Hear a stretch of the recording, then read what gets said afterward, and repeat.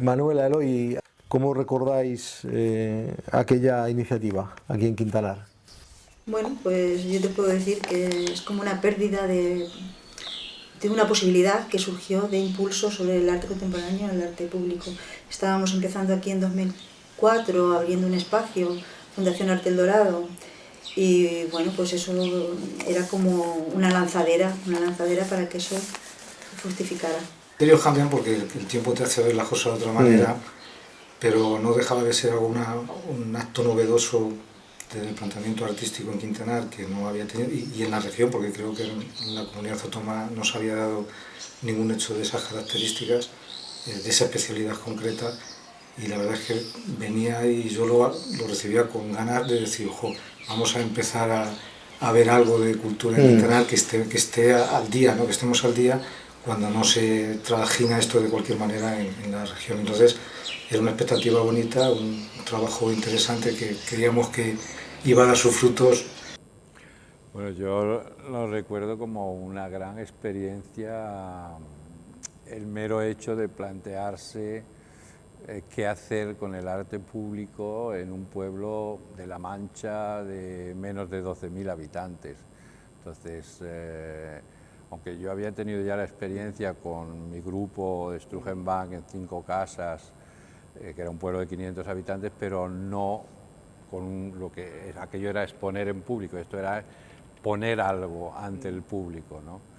Entonces yo creo que el proceso de por sí de reflexión y de reacción tanto de la gente del pueblo como de las instituciones del pueblo frente a las diversas propuestas que se hicieron, que en total eran 4, si recuerdo bien, esto me parece que es algo que inclusive yo creo que se debía plantear más, ya sea para arte público o para arte contemporáneo en el ámbito rural. De hecho, en paralelo, también pretendimos hacer una red de centros de arte contemporáneo que se dedicaran a la producción y a la exhibición, y pusimos en marcha uno, en el que colaborasteis muy directamente trabajando ambos, que fue el Espacio Contemporáneo Archivo de Toledo provincial, que iba a ser también el embrión de una red de centros en toda la región, en la que queríamos integrar desde la consejería al espacio que ya funcionaba en Almagro, por ejemplo, y que estaba vinculado a una galería histórica de la región, Fúcares. Pero bueno, por centrarnos aquí en los detalles concretos, lo comentabais, no sé si con una cierta melancolía, que no se pudo hacer, pero a veces en este tipo de propuestas, hombre, lo importante es poderlas consumar y llevarlas hasta el final, ¿no? Pero así como surgió una coyuntura, ¿cómo visteis vosotros que surgió en ese momento en el que, bueno, pues en 2004, cuando nos conocimos, inaugurando el espacio Arte El Dorado, ¿cuál era? Tú querías comentar, Manuela, cuál era un poco el contexto en ese momento, cuando surge el espacio y tal, pero que fue una coyuntura que por otra coyuntura distinta no se pudo llevar a término, que luego la veremos. Un conjunto de coyunturas. La primera coyuntura era que se abrió en 2004 este espacio de arte contemporáneo, yo comisarié el primer encuentro de artistas, y a partir de ahí también había una necesidad por parte de los políticos locales o de la política local. Se estaba reestructurando, remodelando la carretera nacional 301, había una serie de obras, entonces había como una sensibilización de, bueno, hay unas rotondas, hay que meter aquí unos proyectos artísticos. Pero tú crees, perdona, ¿tú crees que había sensibilización o había un poco la corriente extendida de hay rotonda y vamos a colocar algo? O sea que... Sí, bueno, se puso de moda y también estaba ahí en la memoria colectiva. Pero bueno, es verdad que en Quintanar la apertura del espacio también hizo su papel ahí, porque empezaron a venir artistas. De hecho, a Pedro Castor Ortega se le propuso hacer algo, una serie de esculturas para las rotondas. Eso surgió en el primer evento. Sí, pero surgió con el formato tradicional de que un cargo público, un alcalde, conoce a un artista, le presenta a un artista y dice, bueno, vamos a poner aquí algo. Con todo lo que tiene sí, con todo lo que tiene de arbitrario y de... La verdad es que estábamos en una época en la que el boom económico estaba ahí, y eso ayudó mucho a que, bueno, el reflejo es la cantidad de pueblos donde se han hecho rotondas y donde se han puesto esculturas súper gigantes. Aquello se puso de moda, y en Madrid hay cantidad de pueblos limítrofes donde las esculturas están por doquier. Entonces era un reflejo aquí lo que se estaba viendo desde el poder, desde la administración local, como que eso estaba teniendo ahí su cosa ahí, querían jugar a eso.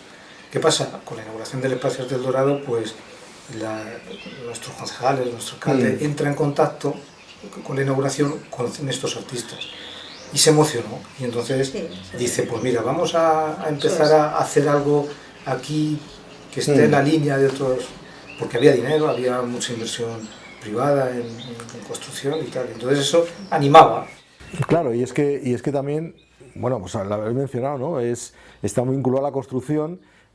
Todo el desarrollo, más el desarrollo de la hipertrofia del arte contemporáneo y de los centros en España está muy vinculado a la burbuja económica, y hay también un componente especulativo importante, y una manera de intervenir desde lo político y lo económico y de utilizar el arte como cobertura para esos negocios no siempre muy limpios que han afectado, pues, a grandes centros, pero en concreto en lo que tiene que ver con el arte público, pues es verdad que había las dos cosas, ¿no? Era la legitimación del arte, de las infraestructuras, de las obras, la rotonda, pero había una tradición importante, bueno, había una práctica que, además del encargo arbitrario, sin contar con las necesidades ni con la participación de los habitantes del lugar, que en algunos casos no sé si es mejor o peor, porque claro, si se hace sin procesos de discusión, pues al final, ¿qué ocurre? Pues que el recurso al Quijote de turno o al labrador o al minero que inundan el país, pues es lo que proliferaba con mejor o peor gusto y con mejor o peor acabado, ¿no? Pero entonces todo ese proceso de discusión y de puesta en común y de construir una propuesta, no solamente con la participación de los ciudadanos, sino con los artistas, conociendo el territorio, es lo que quisimos hacer. El planteamiento de las jornadas fue ideal en este sentido. O sea, un comisario, cuatro proyectos muy diferentes unos de otros, para plantear ese debate, que se diera ese debate, y que ahí el ciudadano le calara un poco las diferencias que había de hacerlo de una manera o de otra. Sobre todo me llamó muchísimo la atención, bueno, Dionisio Cañas con el proyecto Quintanar. Sin saber lo que estaban haciendo los demás, precisamente partí de la idea de concepto, vamos a decir, de democracia participativa o directa, y por lo tanto yo lo tuve muy claro en cuanto a mi proyecto, ¿no? Que el anteproyecto era ese diálogo, y en efecto lo creamos, y yo creo que sí, que por eso yo quise llamarlo esto el proyecto Quintanar, ¿no?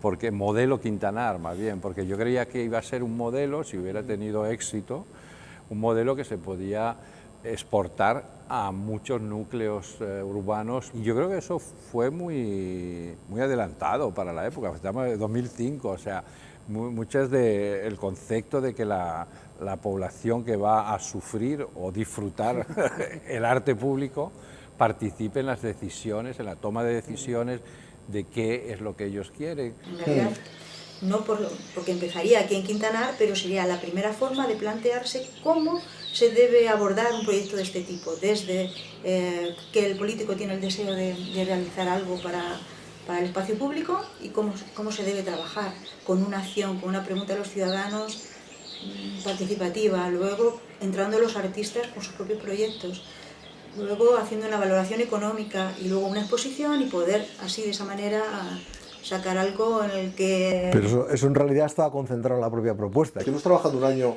en eso. ¿Y cómo fue la parte que tú hiciste ahí de coordinación con Almudena? ¿Cómo viste todo ese proceso de los artistas, su implicación con la ciudad? La coordinación fue muy buena, quiero decir, los artistas vinieron, se implicaron, desde el primer momento empezaron a venir y a plantear sus propias ideas.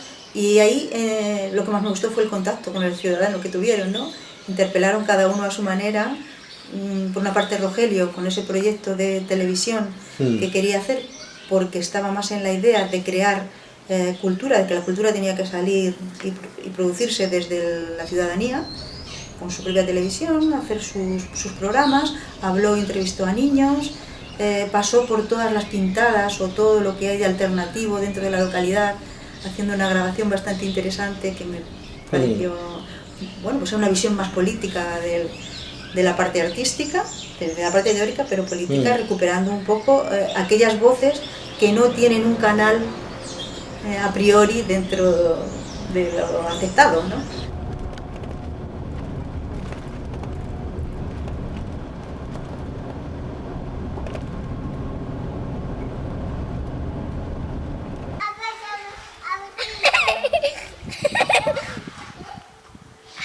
Tenemos conexión en directo con el balcón. ¿Y esto cuántas horas de tele son? 2 horas. Espera. 3 horas y media. 3 horas y media al día de tele. No, ¿Ves? no, 3 horas y media de tele no, hombre. Casi todo el día. Casi todo el día ves la tele. Sí. Casi todo el día veo la tele. Si hicieras tú una tele, ¿cómo sería? Bueno, son de estos que marcan.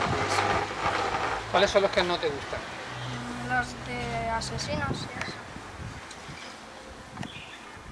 ¿Queréis hacer vuestra propia tele? Sí. Muy bien, os voy a enseñar cómo construir vuestra propia tele. Y entonces podréis ir a vuestra casa de vuestros padres, poner la antena, hacer esta maleta y realizar vuestro programa. Y ahora busco en otro canal, otra frecuencia. Tin, tin, va buscando. Ya estamos aquí. Aquí estoy yo con mi casco.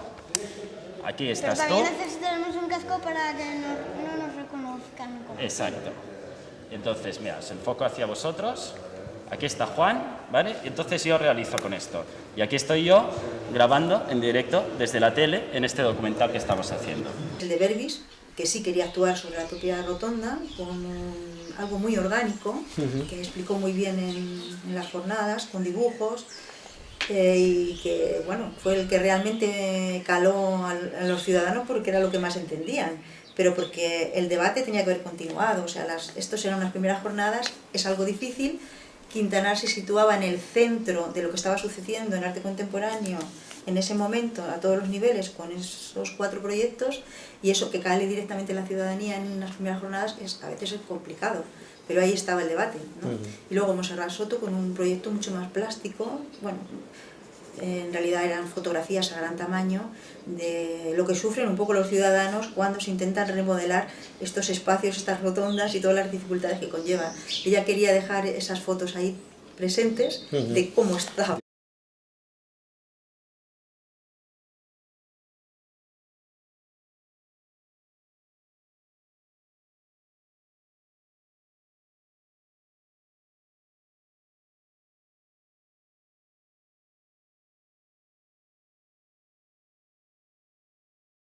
El tema se quejaba, está claro, que era el de Daniel Berbis, ¿no? Porque era un análisis orgánico del movimiento de la ciudad y él lo plasmó muy bien. Pero el que hubiera tenido más trascendencia desde mi punto de vista por la implicación del propio ciudadano hubiera sido, creo yo, el de Dionisio, porque establecía un orden de trabajos donde con el tiempo, quizá eso comentábamos antes de que fue todo como muy rápido, no había habido una interacción más lenta para poder asumir este tema. Creo que el de Dionisio venía muy al pelo porque no se quedaba solamente en eso, él planteaba no quedarse solo en esos 4 proyectos, sino la posibilidad de diálogo y la interacción y participación de otros mucho más artistas, que todo eso se pudiera hablar. El arte público para mí, cualquier intervención que se hace es muy complicada en el sentido de que el artista se enfrenta a un espacio abierto en competencia con, no sé, con la arquitectura, con la naturaleza. En general, yo creo que un alto porcentaje de artistas fracasamos en esos intentos de colocar algo que al final tenga una cierta entidad, pero al mismo tiempo no sea, no sé, una ocurrencia, ¿no? En mi caso, yo me planteé el proyecto desde una posición, diría iba a usar la palabra de autoridad, pero bueno, con la sensación de que yo era un artista que tenía que tomar una serie de decisiones y que no podía, digamos, escabullirme o que no podía evitarlas. Y además para mí era muy importante que estos proyectos estaban pagados, que no era una cosa que de alguna manera tú presentabas un proyecto y luego te podían premiar o tal, no.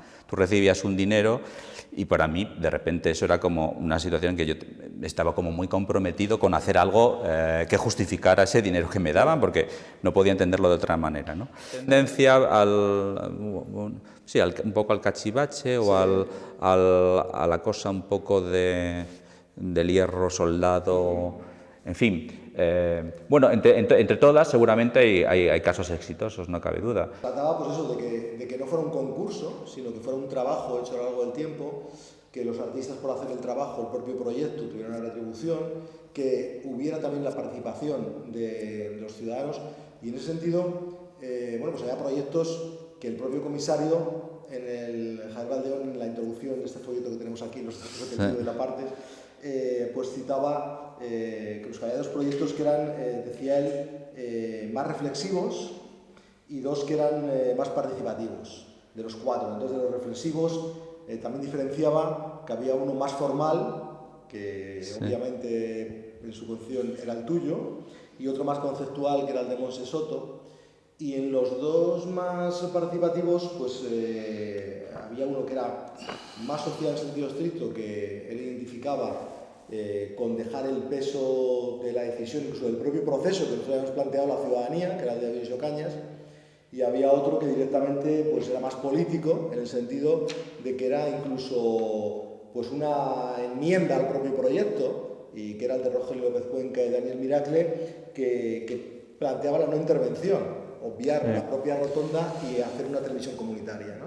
¿Tú esa clasificación, cómo te ves en la taxonomía identificado? ¿Hasta qué punto...? Bueno, era una buena taxonomía.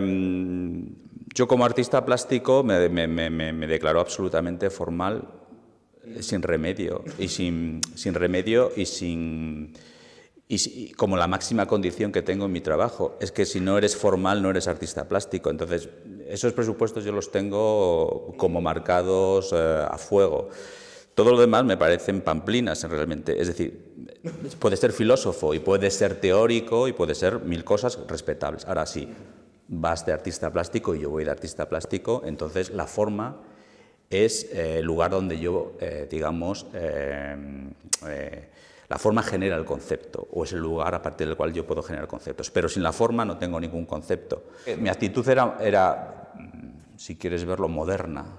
Moderna en el sentido de que yo me planteaba el problema, no sé cómo decir, el problema real. Todos los demás para mí eran posmodernos, es decir, que hacían una obra artística a partir no de lo real, sino de lo representativo, o de lo conceptual, o de la crítica al propio proyecto, o incluso de un comentario sobre el de Monserrat Soto, que era un comentario, básicamente era como decir, pongo unas fotos de lo que hay antes de la intervención, es decir, bueno, pues el camino, los tubos de la construcción, las rampas de arena o como se llame, ¿no?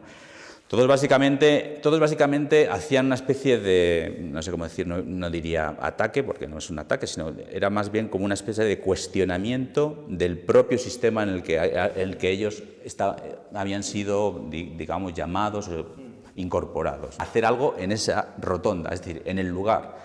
Y los demás, que no lo digo como crítica, sino como comentario, digamos que de alguna manera, pues bueno, se escapaban del lugar de esas maneras. Uno desde algo para mí, bueno, más perezoso, otras personas desde un punto de vista de algo que yo creo que podría ser lo que ellos llevaran entre manos y les venía bien hacerlo ahí. Y otro haciendo una especie de planteamiento, Dionisio, pues bueno, diría que bondadoso, buenista, no sé cómo llamarlo, pero en fin, yo creo que el artista tiene una cierta capacidad, no de imponer, pero sí de sugerir o de proponer algo, y los demás pueden estar de acuerdo o no. Yo recuerdo, no sé si fue en un proyecto de Madrid Abierto, que había una especie de cápsula de silencio o algo así, donde en medio de la Castellana te podías meter y no escuchabas nada, ¿no? Pues Sí, son proyectos estupendos. Yo creo que en Madrid, no solamente como arte público, que quedaba bonito, pues tú pones un cubo transparente, pero que los ruidos no puedan entrar para que la gente repose ahí, y es hermoso desde el punto de vista estético y a la vez práctico. Y yo creo que eso es parte del problema del arte público. El arte público es una especie de exhibicionismo del poder, y no se tiene muy en cuenta, bueno, fuera de ciertos arquitectos americanos y eso, o urbanistas, ¿no? No se tiene en cuenta por qué no hacer un arte público que sirva para algo. Eran 70 metros de escultura, que además era un artista norteamericano con una artista española, que hicieron la propuesta, realmente generar un espacio de tranquilidad en una ciudad tan contaminada como Madrid, y era un muro, además con un color azul sedante, y que estaba hecho con la tecnología que se utiliza para las pantallas en las autopistas, y realmente en el Paseo de la Castellana, en las proximidades del Museo de Escultura al Aire Libre, generaron ese espacio que además tenía un doble uso, porque tenía una plataforma para poder usar a los skaters, con lo cual el uso se multiplicaba. En ese sentido también el papel del artista está cambiando, el artista es cada vez más colaborativo, y tú lo ves en ciertos campos, como el campo de los videojuegos, es todo colaboraciones. Hay siempre como una especie de pequeño genio, ¿no?, que se le ocurre y tal, pero la idea de trabajar en grupo, en colaboración, creo que es conveniente. Mi intención, que además, bueno, pues asumo que lo puse en marcha, en la idea también de algo sobre lo que yo estaba trabajando antes de llegar allí, que es el arte público, y bueno, pues he hecho un proyecto en Madrid Abierto durante 10 años, que son intervenciones en la ciudad.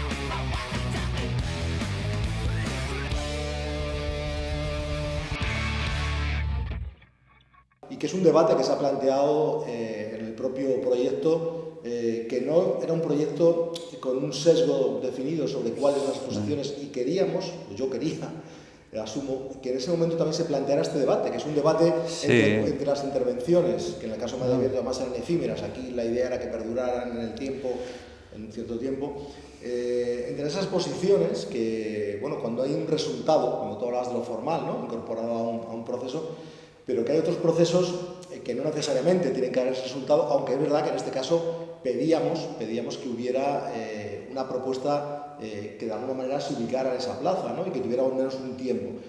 Es verdad que conseguimos, porque además estaba la intención, que hubiera ese debate, ¿no?, porque también la idea era que hubiera un debate teórico sobre cuál es el papel, y tú estás posicionado claramente sobre tu propia práctica artística, y otros artistas que la ven de otra manera, los calificados como modernos, y se acerca también la taxonomía, que está con taxonomías, a la hora de primar el propio proceso. En cualquier caso, yo lo que quería hacer era algo que estuviera más dentro del paisajismo, algo que estuviera más bien dentro de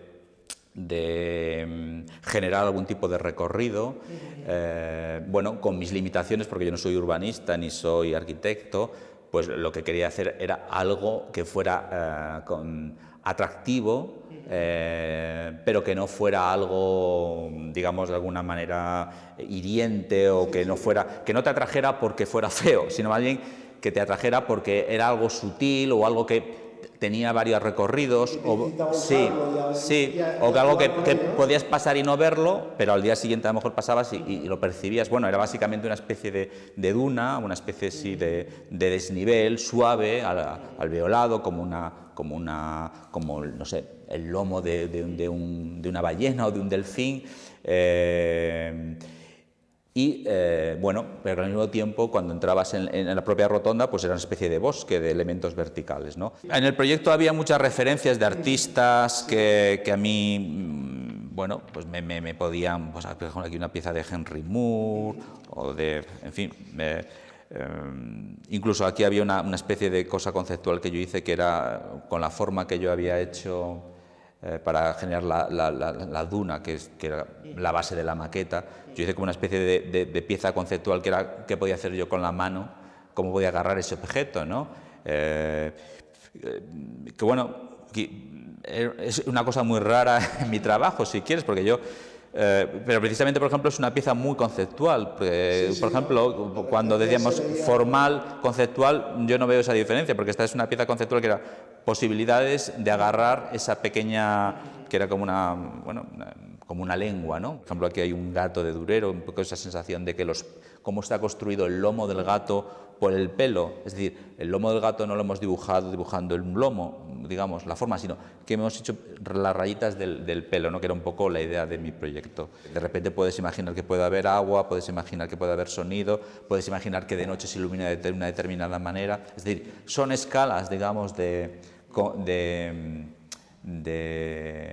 formalización de la pieza que hace que se experimente de una manera determinada.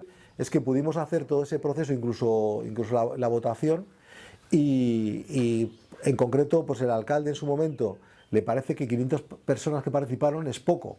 Es decir, los habitantes que tiene Quintanar son 12.000, es decir, 500 porcentualmente a lo mejor es poco, pero teniendo en cuenta de dónde partíamos y el contexto que había, me parece muchísimo. Es muy significativo que se generara ese interés para que 500 personas decidieran votar y elegir un proyecto, o sea que realmente sí que se sintió implicada una parte importante. ¿No creéis que ese sentido...? Sí, ha creado un antes y un después. De hecho, está teniendo también sus repercusiones ahora. Esto no ha pasado así como que no ha pasado nada.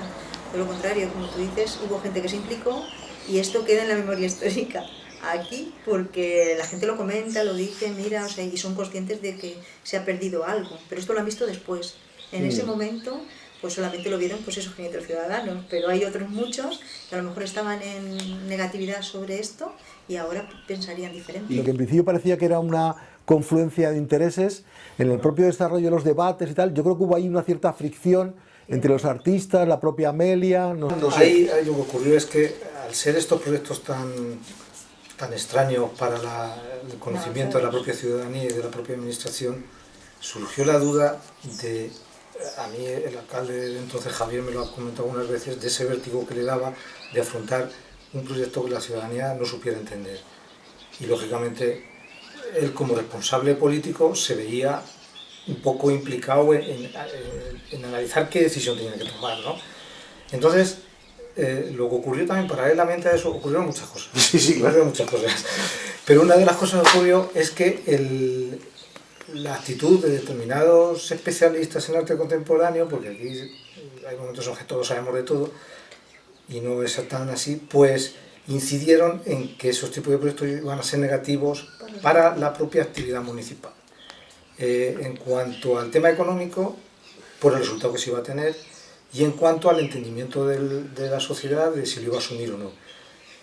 Entonces, esas incisiones, esas incursiones que entraban de una manera relativamente técnica o de conocimiento al político que no tenía ni idea de por dónde iban los tiros, pues les hizo tener miedo. Y fue lo que hizo retrasar y que no se permitiera llegar al punto final, que no era ni mucho menos hacer ninguna obra pues, que se colocara, sino más bien analizar por ese comité que se había seleccionado de personas que iban un poco a ver el resultado de las votaciones, el resultado de la gente, de los coloquios que se hicieron allí y el resultado de las obras en sí y de las ponencias que con los artistas. Bueno, pues eso no se permitió. Había una especie de pérdida de control por parte de ciertos grupos, y había también un no entendimiento de por qué con tanto esfuerzo que se estaba haciendo un evento cultural con unos recursos mínimos y los artistas casi venían gratis, no cobraban nada, únicamente el transporte, las dietas por venir a participar en estos eventos, pues que ese proyecto de apartes se llevara a cabo con dinero y se pagara a los artistas, que al fin y al cabo, yo siempre he preguntado, bueno, el arquitecto ha diseñado, ha proyectado y ha cobrado, ¿no? El constructor ha construido y un artista no puede cobrar, ¿no? Bueno, pues eso dentro del mundo de la gente del arte, en este círculo, no sonaba bien, porque un artista se mete dentro del mundo de la gestión y entonces el panorama a él le cambia. De hecho, cuando sucedió aquello, yo recuerdo que hubo una reivindicación que a lo mejor tú no sé si te diste cuenta, pero había panfletos que se tiraron y se lanzaron allí en el espacio, en el que un artista que había participado ya en ese espacio reivindicaba que los arquitectos cobraban, los fontaneros cobraban, el electricista cobraba, el carpintero cobraba, el obrero que barría cobraba y el artista trabajaba gratis. El comisario cobraba, todo el mundo cobraba menos el artista.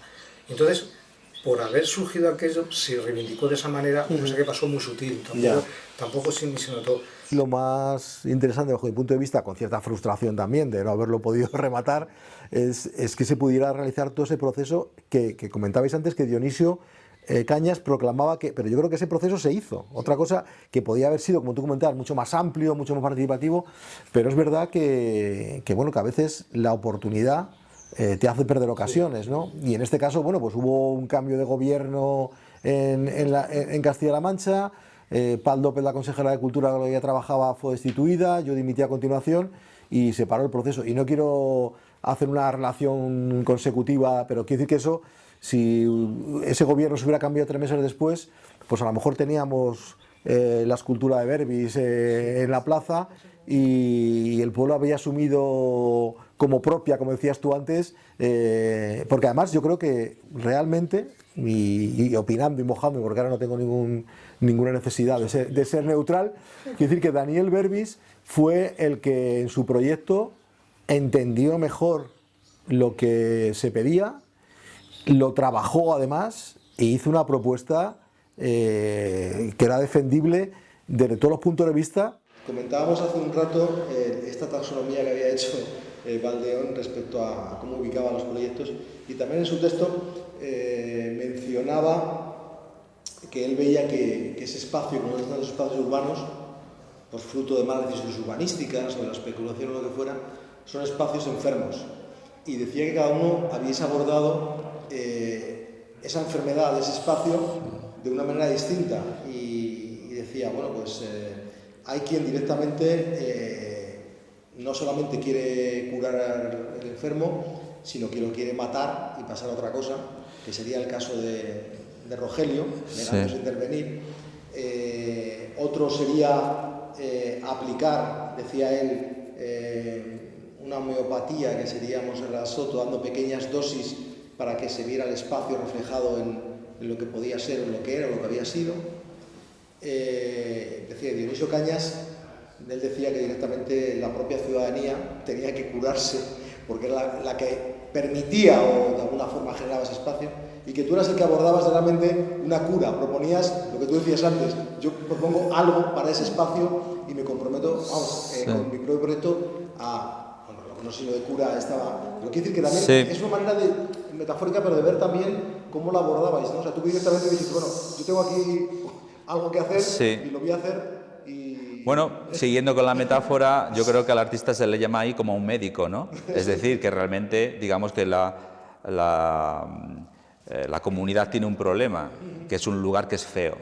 Entonces se llama un médico, se llama un artista, porque se supone que un artista es un tío que sabe algo, que tiene gusto al menos, o que sabe algo de las formas, ¿no?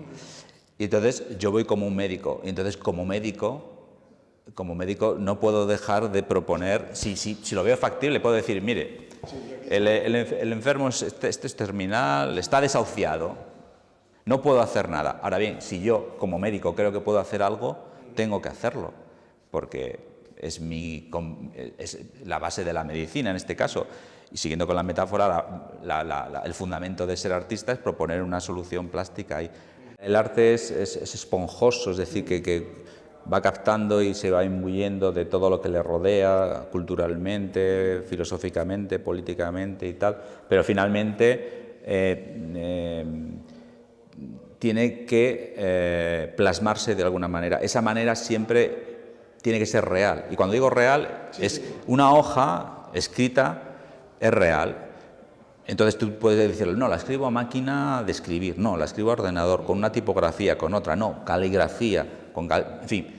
Todas las decisiones ya son estéticas o ya son formales. Entonces, finalmente, incluso en el caso más apurado, la hoja o tu propio proyecto ya realmente es algo plástico. Sí, yo creo que la clasificación que hace Javier Baldeón me parece bastante acertada, ¿no?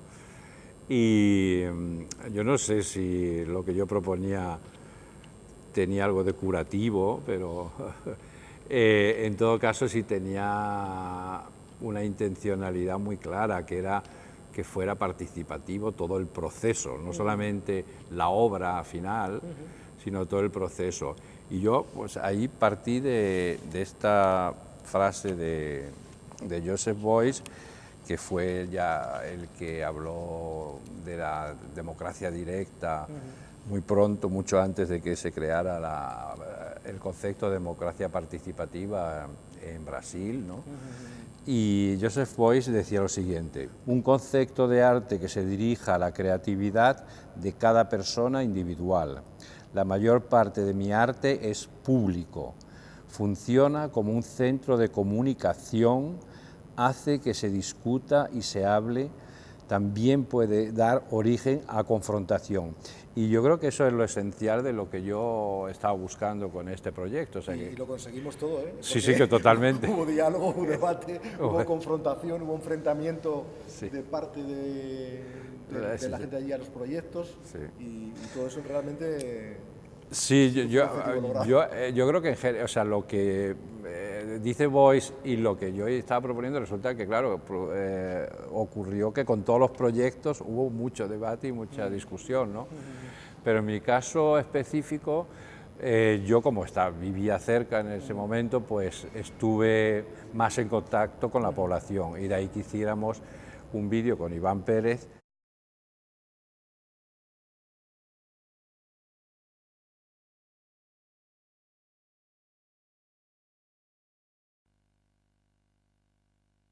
¿A ti qué te gustaría? La fuente, sí. Interesante. Yo creo que lo que se va a ser la fuente bonita va a estar ahí en sitio público.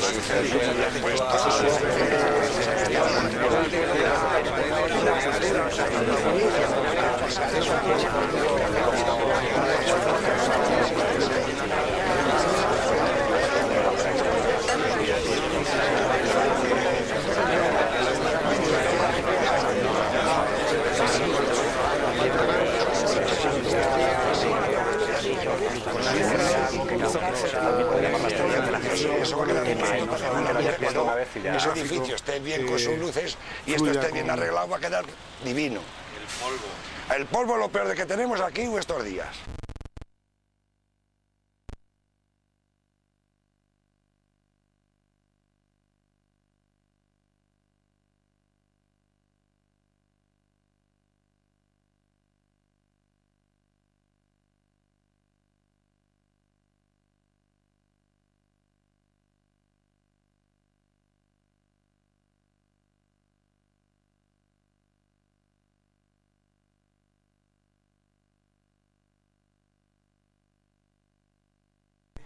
Para ver cuáles fueron los orígenes del proyecto de la Nacional 301, que se llamará, cuando así lo corrobore o lo refrende un pleno, Avenida Cuarto Centenario.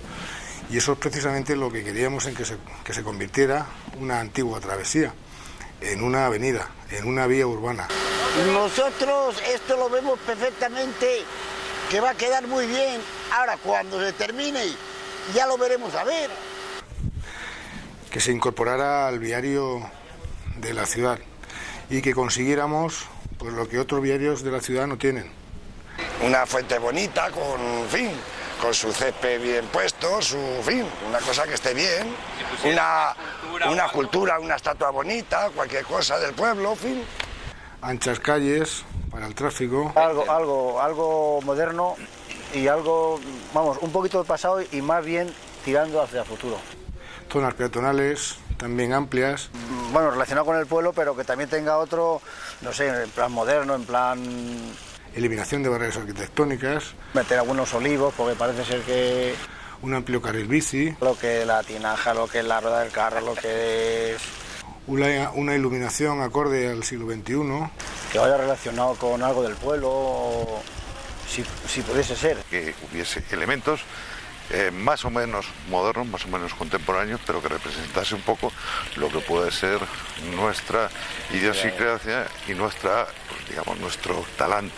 Un tráfico que fluya con normalidad, primero se tiene que ver las cosas mal para verlas bien. Quintanar no ha sabido nunca explotar el tema del Quijote, entonces hay unos pasajes del Quijote que aluden a nuestro pueblo.